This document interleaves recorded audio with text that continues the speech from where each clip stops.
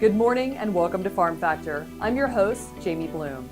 On today's program, Kyle Bauer and Jody Wade from Boehringer Ingelheim talk about treating and controlling bovine respiratory disease. Then enjoy this week's Kansas Soybean update. Next, Duane Toews visits with Tamika Sims to talk about food labeling and consumer demands.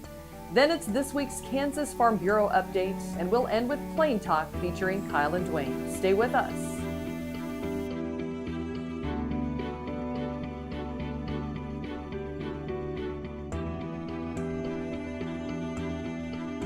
Closed captioning brought to you by Ag Promo Source. Together we grow.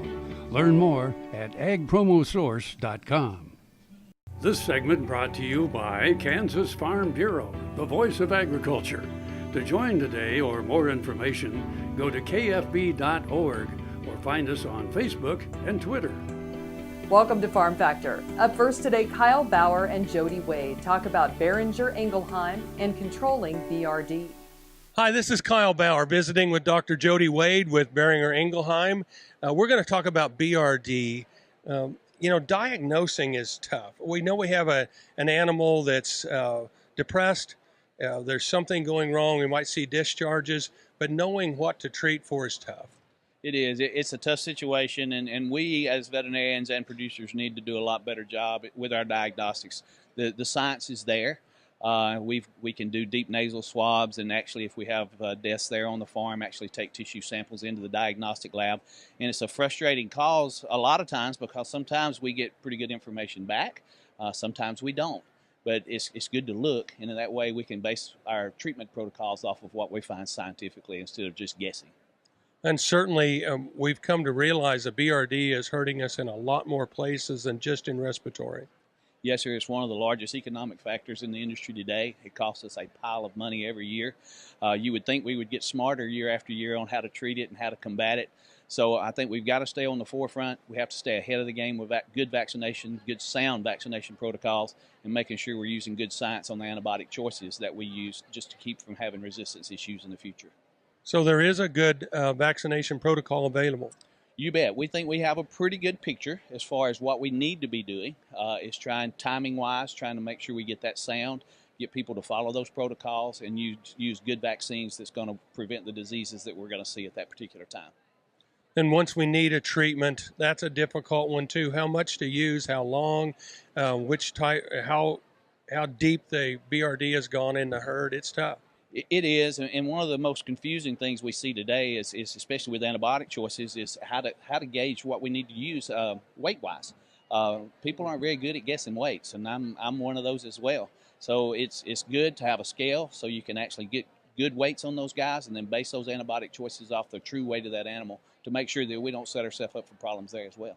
If we're off on the weight, that's a big deal? Oh, yes, sir. If we underdose those cattle, it's going to affect how that antibiotic works in that particular disease. Yes, sir. Yeah, and truly, like you said, it's all about a guess a lot of times, and that guessing takes a lot of years to do that. It does. It takes a lot of years. I've been doing this for a long time, and I'm still probably the worst at guessing weights. I'm terrible at it, but I freely admit to it, and that's why we have a scale on the farm so that we can actually check weights and see.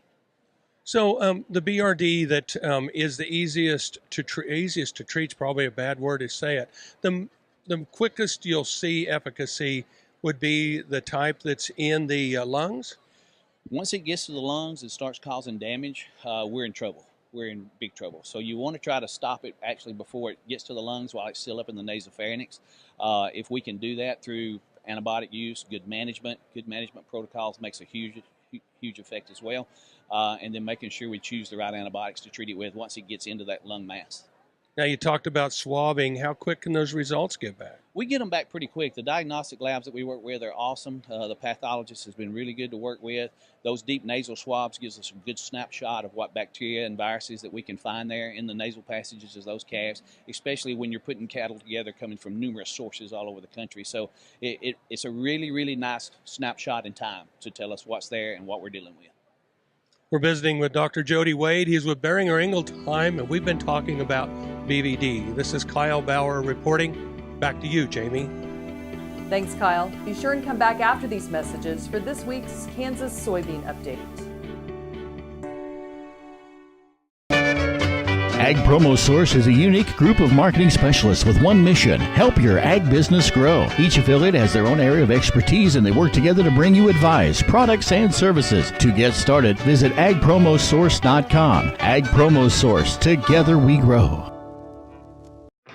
Next time you see a beautiful field of corn, reach out and thank the farmers who work tirelessly to raise corn for livestock feed, renewable fuels, and exports to feed a growing world population. The farmers on the Kansas Corn Commission work for Kansas Corn with grower-funded checkoff dollars that support foreign and domestic market development, research, promotion, and education to expand opportunities for Kansas farmers. To learn more, visit kscorn.com. This segment is brought to you by the Kansas Soybean Commission, the Soybean Checkoff, progress powered by Kansas farmers. Welcome back to Farm Factor and the Kansas Soybean Update. This is the Kansas Soybean Update. It's brought to you by the Kansas Soybean Commission. The Soybean Checkoff, progress powered by Kansas farmers. Peter Mishik, International Trade Consultant with Kansas Soybeans, joins us. And Peter, you were part of a recent trip to Malaysia and Myanmar on a prospecting trip with regards to finding potential new markets for U.S. soybeans. Prospecting is kind of the first stage of a marketing growth. We've been successful. Kansas has been involved, and we've been very successful moving soybeans and soybean meal from our states into Southeast Asia, into places like Thailand, Philippines, and Vietnam. And as Myanmar has just opened up, we wanted to be over there and show them that we were going to support the growth in their feed industry. Now, on this trip, members of the Kansas Soybean Commission were one of the state soybean groups who participated during the trip. Yes, we had from Nebraska, Kansas, Iowa, and basically my team there. We also had a local representative and one of our guys that currently trades meal into the area in Sri Lanka. So the whole team was together to basically get with chief feed millers. And most of those feed millers are from outside of the country. They're coming in from Vietnam and Thailand and China. It's an exciting market for us. Myanmar has a population of roughly 53 million, but they only have a feed program of about 3 billion tons. You can see that Myanmar has a lot of growth potential as their incomes go up and as their diets begin to change. You call this a prospecting trip. There's a lot of follow-up yet to come as far as starting to establish those markets. Many of them invited us back for their feed conference, which will be held in February. And it's going to take a little bit to get to know the local feeders. The other ones, we have relationships with other countries, and they'll typically have a certain amount of local autonomy to buy feed stuff. So it's important that we build those relationships, and every market is different, just like every state in the United States to some extent is different. Malaysia, we have a long history with, probably 20 years, but we've been out-competed in Malaysia, and so what we're trying to do is develop a supply chain to a champion, to one of the best companies in Malaysia, so that they do U.S.-only product, both in soybeans and soybean meal. So it was important to show them prospecting in a developing country where we're likely to see 8 to 10% growth, or in a country like Malaysia where we're more likely to see 3 or 3.5% growth. In both cases, though, there's a lot of potential and growing populations, and people are simply doing better. That is Peter Mishik, International Trade Consultant with Kansas Soybeans, who joins us on the Kansas Soybean Update. It's brought to you by the Kansas Soybean Commission. The Soybean Checkoff, progress powered by Kansas farmers. Learn more at kansassoybeans.org. For Kansas Soybeans, I'm Greg Akagi. Hope you enjoyed this week's Kansas Soybean Update. Stay with us after the break for more with Duane Toews and Tamika Sims. Kansas Farm Bureau, the voice of agriculture, represents grassroots agriculture. The state's largest and most powerful farm organization stands up for its members through leadership development, agriculture education, legal defense, environmental advocacy, farm safety, and risk management. Members also enjoy money-saving benefits. To join our organization today or to learn more, go to www.kfb.org or find us on Facebook and Twitter. The Kansas Wheat Innovation Center in Manhattan is rediscovering ways to get improved varieties and new genetics in the hands of farmers faster. Grower-led and checkoff-funded research initiatives are bringing about positive change. This grassroots leadership provides a strong voice in Topeka and Washington, D.C. Now is the time to partner with Kansas Wheat in moving wheat forward. Kansas Wheat Commission and Kansas Association of Wheat Growers. Farmers investing in their future and yours. Log on to rediscoverwheat.org. Kim Mannering with Hardy Insurance. Today we will talk about employee safety and work comp coverage. On your farm, do you ask your friends to come help? Are they considered employees or neighbors helping neighbors? Did you know that you can be held responsible just as if it's a work comp accident? Give me a call, we can discuss. 316-945-6733. This segment brought to you by Sure Crop, liquid crop nutrition delivered right to your farm. We're back. Now we learn about food labeling with Duane Toews and Tamika Sims. Duane Toews joining you once again here on Ag AM in Kansas, and an opportunity to catch up with Tamika Sims with the International Food Group and talk a little bit about your organization and what the goals are, Tamika. Sure. So the International Food Information Council, or we like to call it IFIC for short, is an organization that's focused on science communication directed toward the consumer. So actually, how we get insights from the consumer, one way is from our Food and Health Survey. I'll be sharing today at the meeting some insights from our 2018 data from our Food and Health Survey, which was our 13th year. 2019 will bring us into our 14th year of doing the Food and Health Survey, where we gather information from consumers about their perceptions about nutrition, food safety, food production, and also sustainability. We've heard a lot of discussions at the conference that you and I attended about consumers and what do they know about food labels and what do they want to know about their food. I suspect there's a bit of a chasm between what we think and what they know. Yeah, definitely. I think over time what we've seen is that the consumer has evolved quite a bit more into being people that want to know more about their food. They want to understand where their food comes from. They want to understand the ingredients on the label. However, they want the ingredient list to be short. And so that can be quite simple. But that's hard for the food producers. So consumers are searching for simplicity and understanding. And so as people who produce the food, you have to try to meet the consumer somewhere and get that information out to them. We've also seen that there are certain types of labels that are popular among consumers, one of them being natural. I'm not really sure what unnatural food is, but the natural label happens to be a very popular label among consumers. It's more popular than organic, but of course, organic is a popular label as well. We also see consumers searching for a pesticide-free label, which is not something you see very often, but we asked consumers and it was among the top 3 labels that they're searching for. So again, there's an evolution happening as far as the consumer wanting to know more. Someone yesterday spoke about being in the age of the internet, and we definitely are there. We're in the throes of it.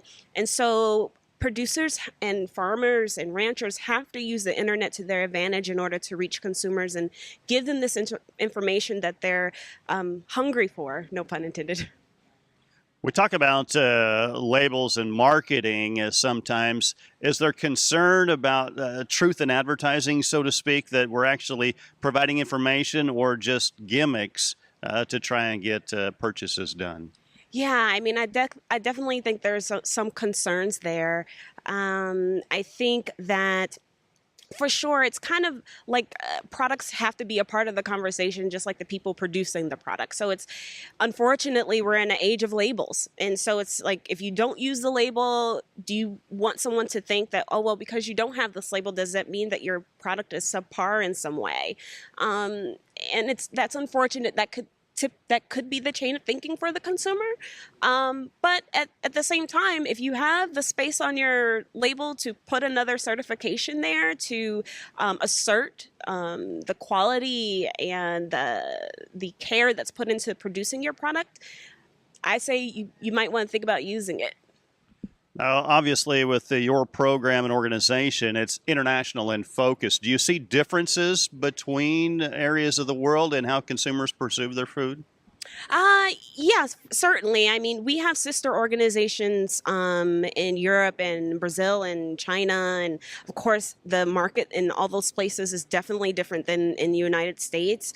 One thing for sure is just the perception of the use of bioengineered ingredients and products. Many of us are very familiar with the European stance on bioengineered foods, and it's very different than what's been happening in the U.S. I mean, over here, we're trying to, I feel like I've seen FDA and USDA supporting innovation, and recently USDA AMS came up with their labeling regulation just as a marketing and informational tool to label products, just to.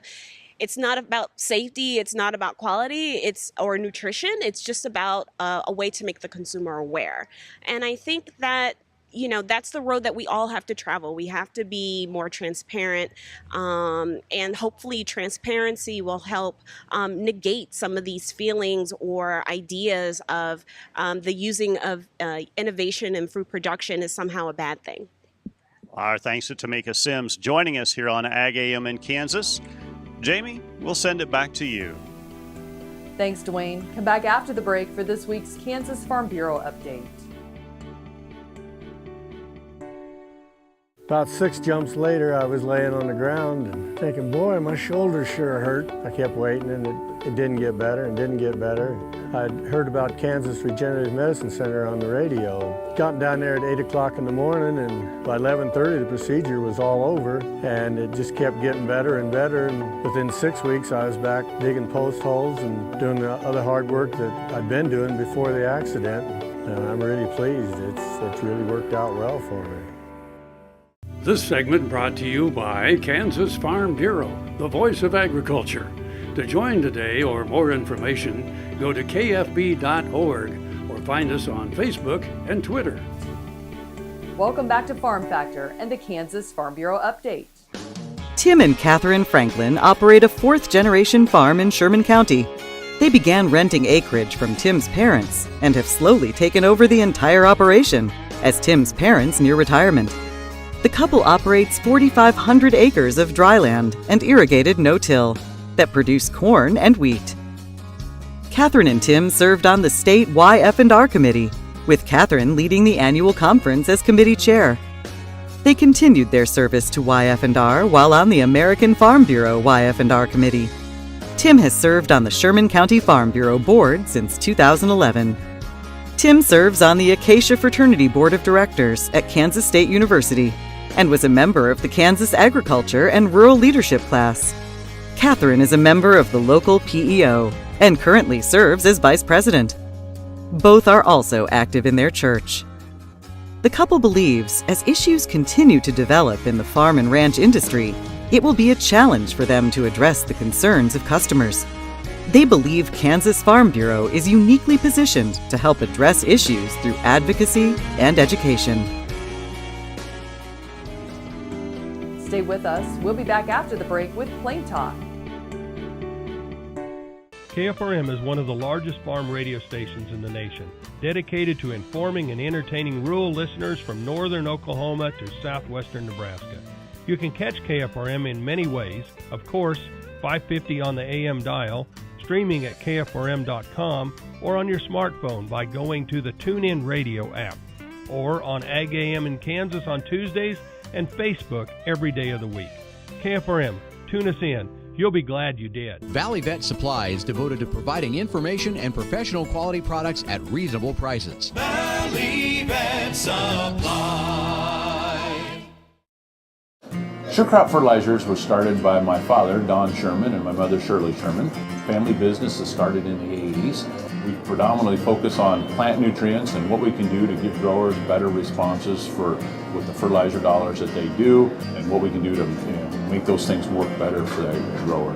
We're based out of Seneca, Kansas. We work with growers in their soil analysis to figure out what they need, and then we can put those in a blend that gives them the best results, and so that we can deliver that direct to their farm so that they have those nutrients where they need them, when they need them, and so that they can apply them in a manner that's very efficient to them and works well on their planting systems and what they're doing. Sure Crop Fertilizers has been around for a long time. We always say we're big enough to take care of everything you need, but yet we're small enough to do it quickly. You can get a hold of us at 1-800-635-4743. Our website is surecropfertilizers.com, and you can always email me at Corey@surecropfertilizers.com, and with any questions you have, we'll be glad to answer it and work with you. This segment brought to you by Kansas Corn. Learn more at kscorn.com. Welcome back. Now let's see what Kyle and Duane are up to today on Plain Talk. I made a little box. Number 3 with this shirt on in 3, 2, 1. Hi, this is Kyle Bauer with Plain Talk, with the guy who understands that if it's your rear end that's itching, it doesn't do any good to scratch your head, Duane Toews. You knew that, right? That's prophetic. Yeah, no, that is an old saying. You've never heard that before? I've not heard that before, I have to admit. Well, there are people who will basically look, they will be looking to fix something that really isn't what was broken. Right. It's like, okay, we need to do this, and this, and it's like, really, what you're really upset about is this thing over here, right? Let's deal with this thing over here. Dealt with a couple of people on issues like that. They were pretty intense. They weren't hostile, but they were fired up. And they came at me with a discussion point and the longer you talk to them, I was like, yeah, that really ain't got anything to do with it. You're just blowing off steam. You're blowing off steam. You're was mad. It even you they were mad at? No, it was a situation, but they were lashing out, and I happened to be what appeared evidently to be someone who might listen to their story. Or you happen to be in the wrong place at the right time. And so, started to ferret out information and ask questions. And then, the long and the short was, it didn't really have anything to do with the topic that he was initially started the conversation with. It was the fact that there was somebody new in the neighborhood that leased up some ground from some landlords, and this old boy didn't get it, and that young whippersnapper did. And that was like, so that was what we, set him off. Whenever you train a young salesperson, you always train them that, if someone lashes out at you, you have no idea what that person's gone through prior to that day or the day before, or is going through at that moment. And what he's saying to you may not have anything to do. Very likely has nothing to do with what you're hearing at that moment. So don't take it too personal. Your fact or fiction question of the day, Kyle Bauer. Canola oil is used for underwater cooking in submarines because it does not smoke until heated above 450 degrees Fahrenheit. There is one of those oils that is, and I can't remember if it's canola, and I'll go with true. It's false. What is it? Peanut oil. Peanut oil. I knew there was one. Hey, did you? You were having too good a run. I had to check up on you. Ever watch? They don't have many around anymore. When I was a kid, there used to be a lot of submarine movies and submarine shows that would show life going on in the submarine. Oh. And they were constantly getting bombarded by something, and it would just rock the tarnation out of them. Right. And I remember when I read that article thinking, I never even know they had deep fat fryers, and I thought, gosh, if they did, I bet that sloshed the grease out of there. I was going to say that it must be right in the middle of the boat on a swivel so that it can teeter back and forth. You bring up a great point, Duane. So, if you want the smoothest ride on a boat, any boat, where would it be? In the very middle. Up or bottom? Be bottom. Yeah, exactly. Except the highest priced places to stay when you're on a ship are in the hold. No, the highest prices are clear on top. And, you can see more. And out on the side. Yeah. So you're going to get the roughest ride being on the high decks out on the side. But the view, Kyle, it's all about the view. And that's why it really can be and very the Dramamine. Exactly. You got 3 cases of that you packed on. So the smoothest ride will be where they make the people working on the ship stay down on the low decks in the middle of the boat. Right. That's where I'd want to be. lots of people have taken cruises, and friends of ours have.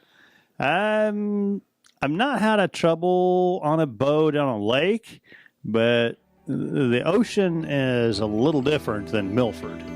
Thanks for joining us. I'm your host, Jamie Bloom, and I hope you enjoyed today's show. See you next week on Farm Factor.